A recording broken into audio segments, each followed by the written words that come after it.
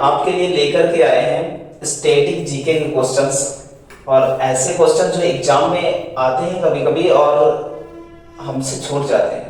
90% cases में ये होता है कि ये क्वेश्चन आते हैं और क्या होता है, छूट जाते हैं क्वेश्चंस।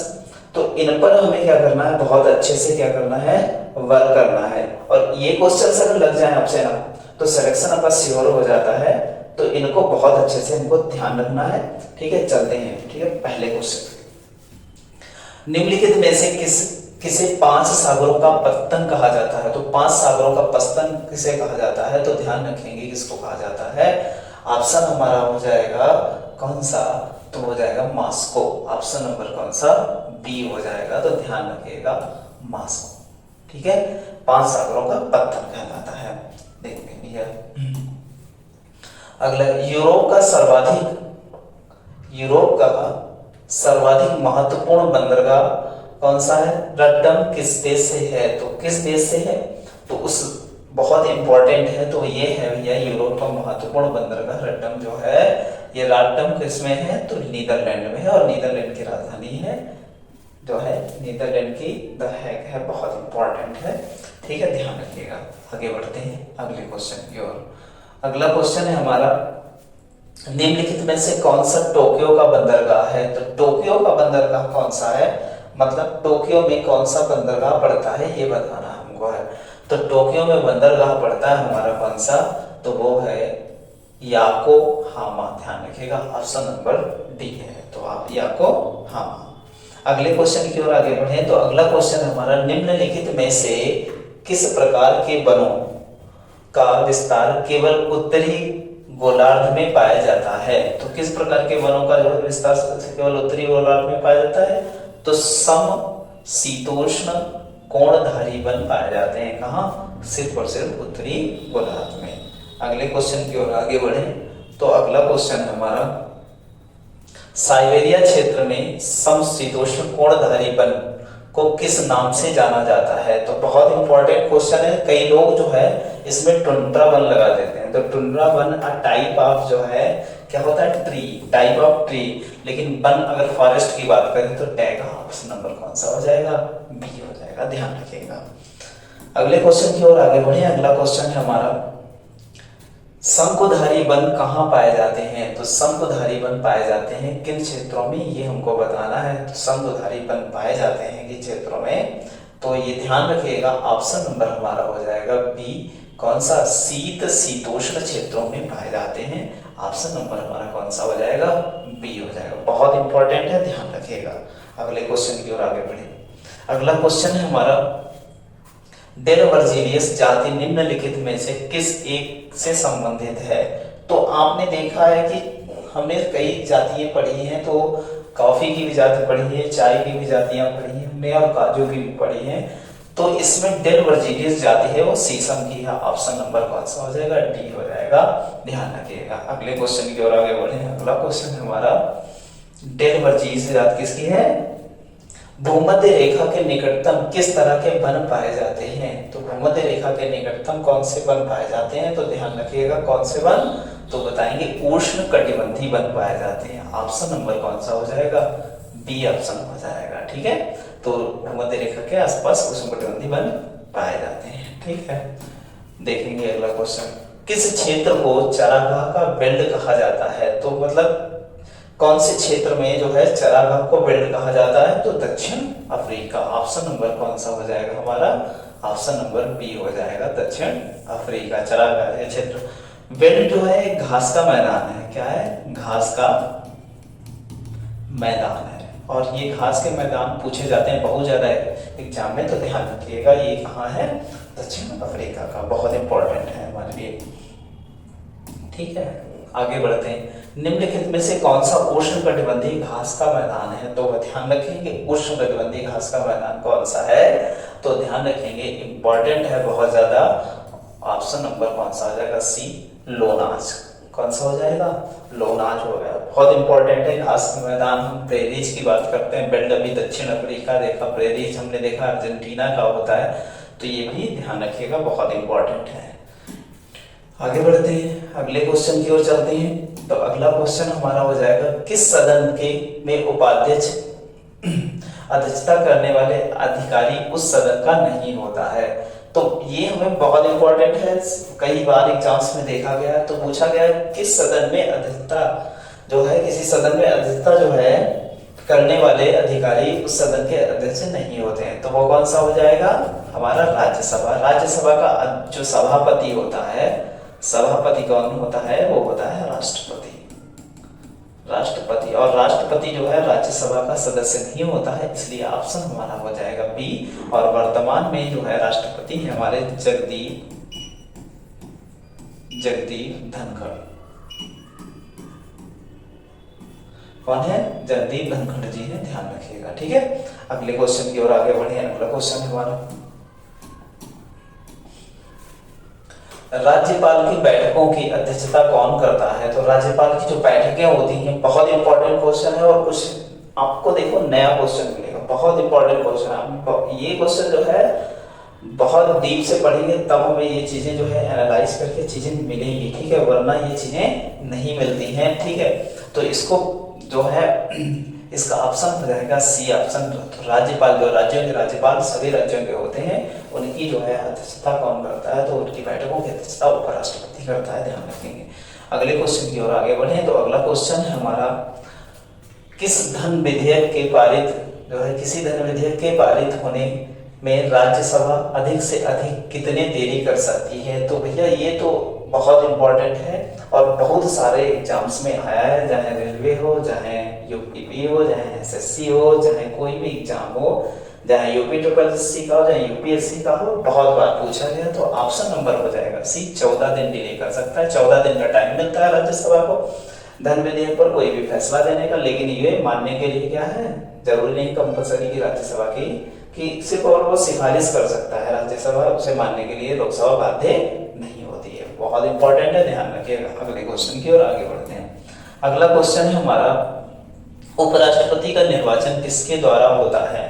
तो उपराष्ट्रपति का निर्वाचन किसके द्वारा होता है, तो ये निर्वाचन मंडल, अगर राष्ट्रपति का जो है उपराष्ट्रपति का निर्वाचन मंडल जो होता है वो किस में आता है, संसद में आता है, क्योंकि लोकसभा और राज्यसभा के सदस्य ही क्या होते हैं, भाग लेते हैं। इसलिए जो है उपराष्ट्रपति के निर्वाचन में भाग जो है किसके द्वारा होता है, तो संसद के द्वारा होता है। ऑप्शन नंबर हमारा कौन सा हो जाएगा, ऑप्शन नंबर हो जाएगा सी। अगले क्वेश्चन की ओर आगे बढ़े। तो अगला क्वेश्चन है हमारा, भारत में किसकी स्वीकृति के बिना कोई भी सरकारी खर्च नहीं किया जा सकता है। बहुत इंपॉर्टेंट क्वेश्चन है और बहुत अच्छा क्वेश्चन है। जितने भी क्वेश्चन है इनकी क्वालिटी इतनी बेहतर है, आप देखेंगे एग्जाम्स में मिलेंगे। अगर ठीक ठाक एग्जाम्स जो होते हैं उनमें सारे जो है क्वेश्चंस मिलते हैं। ठीक है, और खासकर एसएससी वाले जो है बहुत अच्छे से देखें इन क्वेश्चंस को, और बहुत एसएससी में जो है बैठे थे इन सब चीजों का, इन क्वेश्चंस का, और बहुत ज्यादा छूटते ही ये क्वेश्चन है। ठीक है, तो हम लोग पढ़ के जाएंगे और हम लोगों को जो है कोई भी क्वेश्चन छूटेगा नहीं। ठीक है, तो भारत में किसकी स्वीकृति के बिना कोई भी सरकारी खर्च नहीं किया जा सकता है। तो किसके बिना, की स्वीकृति के बिना, संसद की स्वीकृति के बिना कोई भी सरकारी खर्च नहीं किया जाता। जितनी भी बिल हैं वो कहाँ लाए जाते हैं, संसद में लाए जाते हैं। इसीलिए जो है इसके बिना कोई भी खर्च नहीं किया जा सकता है। ठीक है, आगे देखते हैं। अगला क्वेश्चन है हमारा, निम्नलिखित में से कौन जनता द्वारा प्रत्यक्ष रूप से निर्वाचित सदन है। कौन सा जनता द्वारा सीधे निर्वाचित सदन है, तो देखो लोकसभा और राज्यसभा के सदस्य जो है यहाँ पर देखो जनता के द्वारा डायरेक्ट, लोकसभा का चुनाव होता है, राज्यसभा का चुनाव तो होता है, लेकिन उसी के सदस्य जो लोकसभा के सदस्य जो है क्या होते हैं, राज्यसभा के जो सदस्य जो चुने जाते हैं वो वहीं पर वोटिंग करते हैं। ठीक है, तो इसलिए हमारा कौन सा हो जाएगा, ऑप्शन नंबर कौन सा हो जाएगा, ए हो जाएगा। तो ध्यान रखिएगा लोकसभा होता है। ठीक है, जनता द्वारा, इसे लोकप्रिय सदन भी कहा जाता है इसलिए। ठीक है, ऑप्शन नंबर कौन सा हो जाएगा, ए हो जाएगा। राज्यसभा का सभापति कौन होता है, तो अभी बताया हमने राज्यसभा का सभापति कौन होता है। तो राज्यसभा का सभापति होता है हमारा उपराष्ट्रपति। बहुत अच्छे से ध्यान रखिएगा, ये बहुत बार सवाल आ चुका है। तो राज्यसभा का उपसभापति कौन हो जाएगा, राष्ट्रपति हो जाएगा। बहुत इंपॉर्टेंट है आपके लिए। ठीक है, अगले क्वेश्चन की ओर आगे बढ़ते हैं। अगला क्वेश्चन है हमारा, राज्यसभा के में किस राज्य के प्रतिनिधित्व की संख्या सर्वाधिक है? सबसे अधिक जो है कौन से राज्य के सदस्य जो है राज्यसभा में बैठते जा करके हैं? तो वो ऑप्शन हो जाएगा बी, उत्तर प्रदेश। अगर सदस्यों की संख्या बताएं तो 31 सीटें जो है उत्तर प्रदेश को मिली है। तो 31 सदस्य हैं और सबसे ज्यादा हैं। लोकसभा में 80 सीटें हैं। ठीक है, ये भी ध्यान रखिएगा साथ साथ में। आगे बढ़ते हैं अगले क्वेश्चन की ओर। अगला क्वेश्चन है हमारा, नील नदी कहाँ गिरती है? तो भैया मेरेडिथ जो है सी है हमारा, उसमें गिरती है नाइल रिवर। तो नील नदी कहाँ गिरती है? तो ध्यान रखिएगा ऑप्शन नंबर हो जाएगा हमारा डी, भूमध्य सागर। कौन सा हो जाएगा? भूमध्य सागर, ऑप्शन नंबर डी। बहुत इंपॉर्टेंट है। नाइल रिवर कहाँ गिरती है? दुनिया की सबसे बड़ी नदी है ये भैया, ये विश्व की सबसे बड़ी नदी है, सबसे लंबी नदी। अगर पूछा जाए अफवाह की दृष्टि से,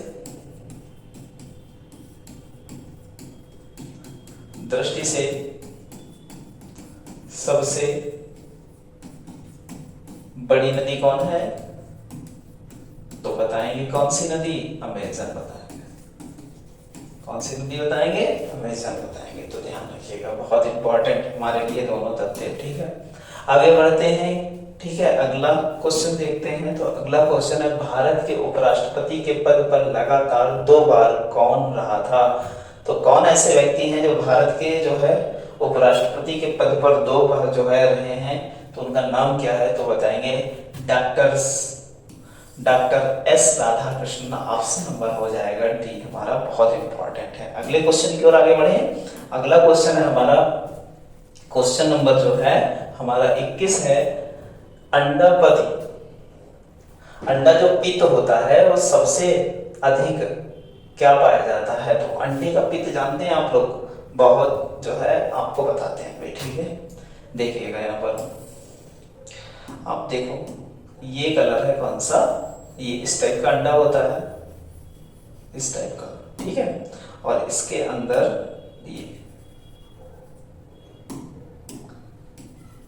ये येलो कलर का जो है पित्त होता है। तो ये अंडा पित्त होता है। तो ये अंडा पित्त जो होता है ये सबसे अधिक इसमें क्या होता है? तो इसमें सबसे अधिक होता है वसा। ध्यान रखिएगा, क्या होता है? वसा होता है। ऑप्शन नंबर कौन सा हो जाएगा? ए हो जाएगा। बहुत इंपॉर्टेंट है हमारे लिए, ध्यान रखिएगा। अंडे से संबंधित क्वेश्चन आया हुआ है। ठीक है, अगले क्वेश्चन की ओर आगे बढ़े। ठीक है, अंडे के जो है एल्ब्यूमिन में सबसे अधिक पाया जाता है। तो एल्ब्यूमिन में क्या सबसे अधिक पाया जाता है अंडे के? ये बताना है हमको। तो सबसे अधिक अंडे में जो है एल्ब्यूमिन में क्या पाया जाता है? तो सबसे अधिक पाया जाता है यहाँ पर क्या? यहाँ पर पाया जाता है प्रोटीन। हमें ध्यान रखना, ऑप्शन नंबर कौन सा हो जाएगा? ऑप्शन नंबर बी हो जाएगा। अगले क्वेश्चन की ओर आगे बढ़ते हैं। अगला क्वेश्चन देखते हैं। ठीक है, अगला क्वेश्चन है हमारा, किस नदी को चीन का शोक कहा जाता है? तो चीन का शोक किस नदी को कहा जाता है? तो ध्यान रखेंगे, हांगहो रिवर को जो है चीन का शोक कहा जाता है। कौन सी? चीन का शोक कहा जाता है। ये चीन की दूसरी सबसे लंबी नदी है और चीन की पहली सबसे लंबी नदी है कौन सी? यांगत्से। और वही एशिया की सबसे लंबी नदी है। इंपॉर्टेंट है, ध्यान रखिएगा। अगले क्वेश्चन की ओर आगे बढ़े। तो अगला क्वेश्चन है हमारा, ऊंट अपने कुबड़ का उपयोग किस कार्य के लिए करता है? बहुत इंपॉर्टेंट है, इसमें बड़ा कंफ्यूजन लोगों को होता है। जल संग्रह के लिए, ठीक है, लोग कहते हैं, लेकिन एक्चुअल में ये नहीं है। जो ऊंट है अपने कुबड़ का उपयोग जो है करता है किसके लिए? वसा संग्रह के लिए। बहुत इंपॉर्टेंट है, ध्यान रखिएगा, बहुत इंपॉर्टेंट है हमारे लिए। अगले क्वेश्चन की ओर आगे बढ़े। तो अगला क्वेश्चन है हमारा, निम्नलिखित प्राणियों में से कौन सा अपने शरीर में जल का संचय करता है? तो ऊंट अपने जल में संचय करता है। वो एक थैली होती है इसकी बॉडी में, वो उसका प्रयोग करता है, ना कि कोवड़ में जो है संचय करता है। ठीक है, ये ध्यान रखिएगा, कोवड़ में वसा का संचय करता है। तो ऑप्शन नंबर क्या हो जाएगा हमारा? बी हो जाएगा। ठीक है, अगले क्वेश्चन की ओर बढ़ते हैं। अगला क्वेश्चन है हमारा, गंगा नदी को बांग्लादेश में किस नाम से जाना जाता है? तो बांग्लादेश में, बहुत नॉर्मल सा क्वेश्चन है, सभी को पता है, लेकिन बहुत बार आया हुआ है, इसीलिए हमें इसको पढ़ना पड़ेगा, बार बार पढ़ना पड़ेगा। तो पद्मा के नाम से जाना जाता है। आगे चले अगला क्वेश्चन देखते हैं। तो अगला क्वेश्चन है जो है सिल्वर कर्व क्या है। सिल्वर कर्व क्या है, तो सिल्वर कर्व किसकी किस्म है ये बताना है हमें। सिल्वर कर्व किसकी किस्म है, तो सिल्वर कर्व जो होती है ये एक मछली की जो है प्रजाति है, ध्यान रखिएगा, मछली की किस्म है, ये ध्यान रखिएगा। अगले क्वेश्चन की ओर आगे बढ़े। अगला क्वेश्चन है हमारा नीली क्रांति किससे संबंधित है। तो हमको सबको पता है कि नीली क्रांति किससे संबंधित है, तो ये है ऑप्शन नंबर सी, मत्स्य उत्पादन। किससे संबंधित है, मत्स्य उत्पादन से। तो ध्यान रखिएगा ऑप्शन नंबर कौन सा हो जाएगा, सी हो जाएगा। ठीक है, आगे बढ़ते हैं, अगले क्वेश्चन की ओर चलते हैं। अगला क्वेश्चन है हमारा, ध्यान रखिएगा कि अगला क्वेश्चन है गुलाबी क्रांति, जो पिंक रिवोल्ट है ये किससे संबंधित है। तो गुलाबी क्रांति है झींगा उत्पादन से। ऑप्शन नंबर हमारा कौन सा हो जाएगा, ऑप्शन नंबर होगा हमारा डी, ऑप्शन हो जाएगा झींगा क्रांति। ठीक है, अगले क्वेश्चन की ओर आगे बढ़े। तो हमारा अगला क्वेश्चन है, अगला क्वेश्चन है कौटिल्य द्वारा रचित अर्थशास्त्र कितने प्रकरणों में। ये बहुत इंपॉर्टेंट क्वेश्चन है और बहुत लोगों से नहीं लगता है, क्योंकि ये क्वेश्चन बहुत ज्यादा जो है आप देखते हैं टफेस्ट क्वेश्चंस में आता है। जब तक डीप में नहीं पढ़ेंगे तब तक लगेगा नहीं ये क्वेश्चन, और ऐसे ही क्वेश्चन छूट जाते हैं। ठीक है, तो देखेंगे इस क्वेश्चन को, तो कितने 15 प्रकरणों में जो है क्या किया गया है, इसको विभाजित किया गया है। ठीक है, अर्थशास्त्र ये इकोनॉमी की कोई बुक नहीं है, ये राजनीति विषय पर क्या है, आधारित है, ध्यान रखिएगा। आगे बढ़ते हैं अगले क्वेश्चन की ओर। अगला क्वेश्चन है हमारा, किस वंश के शासकों ने छत्र प्रणाली जो है का प्रयोग किया था। तो किस वंश के शासकों ने छत्र प्रणाली का प्रयोग किया था, तो वो है हमारे ऑप्शन नंबर हो जाएगा सी, शकों ने ऐसा किया था, छत्र प्रणाली का प्रयोग किया था। बहुत इंपॉर्टेंट है। आगे बढ़ते हैं, अगला क्वेश्चन देखते हैं। अगला क्वेश्चन है विश्व में सबसे ऊंचा बांध कौन सा है। तो विश्व में सबसे ऊंचा बांध की बात करें तो ऑप्शन नंबर हो जाएगा कौन सा, सी, भाखड़ा नागर बांध विश्व का सबसे ऊंचा बांध है। ये भी इंपॉर्टेंट है हमारे लिए। ठीक है, अगले क्वेश्चन की ओर आगे बढ़े। किस संग्रहालय में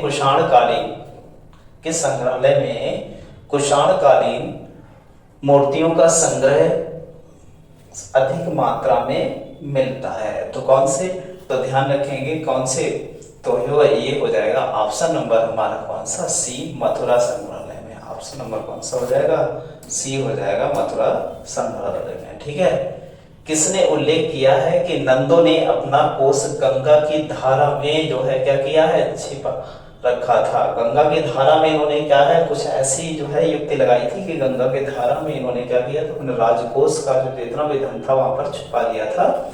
तो किसने इस बात को जो पुष्टि की है, इसका उल्लेख किया है, तो कैसे, मामूल नार द्वारा इसका जो है क्या किया गया था, उल्लेख किया गया है। तो ध्यान रखिएगा ऑप्शन नंबर कौन सा हो जाएगा, ए हो जाएगा।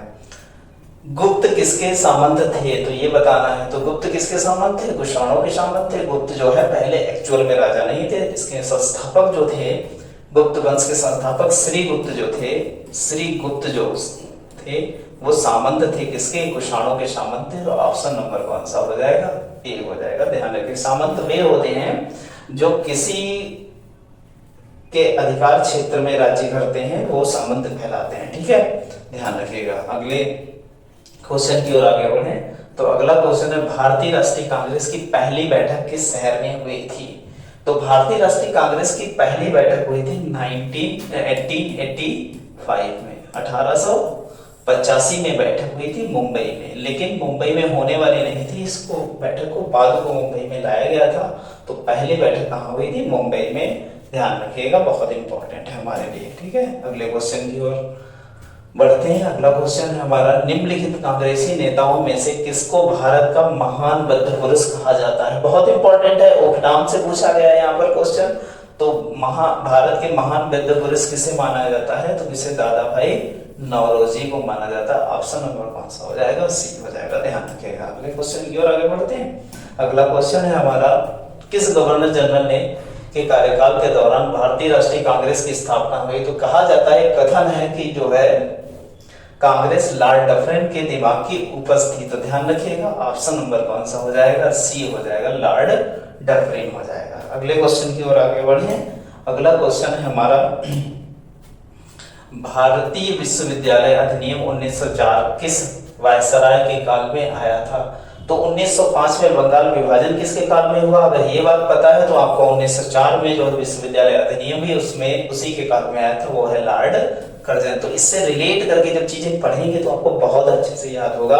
1905 में बंगाल विभाजन, 1904 में जो है विश्वविद्यालय अधिनियम आया था, तो वो जो है किसके काल में होगा? लॉर्ड कर्जन के काल में। बहुत इंपॉर्टेंट है। अगले क्वेश्चन की ओर आगे बढ़ते हैं। तो अगला क्वेश्चन है हमारा, मुमताज महल का असली नाम क्या है? तो अर्जुमंद बानो बेगम।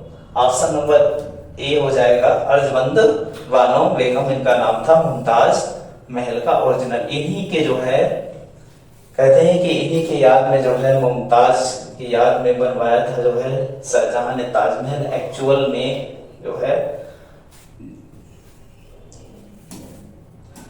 आगे देखते हैं, अगले क्वेश्चन की ओर आगे बढ़ते हैं। अगला क्वेश्चन है हमारा, प्रथम वित्त आयोग के अध्यक्ष कौन है? तो पहले वित्त आयोग के अध्यक्ष हमारे केसी नियोगी जी। ऑप्शन नंबर कौन सा हो जाएगा? ए हो जाएगा। तो कौन सा है? केसी नियोगी। ऑप्शन नंबर ए, ध्यान रखिएगा। अगले क्वेश्चन की ओर आगे बढ़े। अगला क्वेश्चन है हमारा, मौलिक अधिकारों को लागू करने के लिए रिट जारी की जाती है। तो कहाँ रिट जारी की जाएगी? संसद में, कि जो है उच्च न्यायालय द्वारा, या जो है राष्ट्रपति द्वारा। तो ऑप्शन नंबर हो जाएगा ए, किसके द्वारा? संसद द्वारा जारी की जाती है। तो ध्यान रखिएगा, बहुत इंपॉर्टेंट क्वेश्चन है। हम लोगों ने 44 क्वेश्चन कंप्लीट किए हैं और सारे के सारे बहुत इंपॉर्टेंट क्वेश्चंस हैं, और ये एसएससी है, सारे एग्जाम्स के लिए बेनिफिशियल है। आप बहुत अच्छे से इनको जो है लर्न कीजिएगा और लगे रहिए ऐसे, और चैनल को सब्सक्राइब कीजिए, लाइक कीजिए। धन्यवाद।